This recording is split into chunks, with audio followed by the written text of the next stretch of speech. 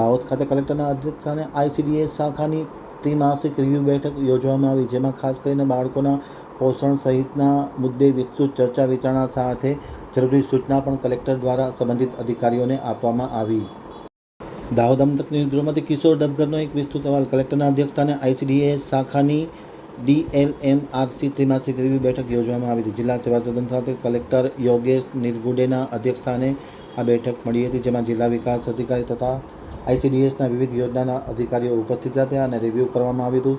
ખાસ કરીને આંગણવાડી કેન્દ્રમાં બાળકોના 100% વજન ઊંચાઈને તેનું મોનિટરિંગ થાય તે માટે જરૂરી સૂચનાઓ આપવામાં આવી હતી. પોષણ tracker, growth monitoring, take home ration, વજન ઊંચાઈ ક્રોસ ચેકિંગ, સક્ષમ આંગણવાડી કેન્દ્રો, સુપોષિત દાહોદ પ્રોજેક્ટ, આંગણવાડી બાંધકામના જમીનના પ્રશ્નો, આંગણવાડીની ભૌતિક સુવિધાના પ્રશ્નો, ગ્રેચ્યુટી અને આરોગ્ય વિભાગના પ્રશ્નો સાથે પરામર્શ કરી અને આ બેઠક સંપન્ન કરવામાં આવી હતી. બેઠકમાં ખાસ કરીને જિલ્લા આરોગ્ય અધિકારી, જિલ્લા પુરવઠા અધિકારી, જિલ્લા પ્રાથમિક શિક્ષણ અધિકારી, વાસ્મોના કાર્યપાલક ઇજનેર, સમાજ કલ્યાણ અધિકારી, જિલ્લા પ્રોગ્રામ ઓફિસર વગેરે હાજર રહ્યા હતા.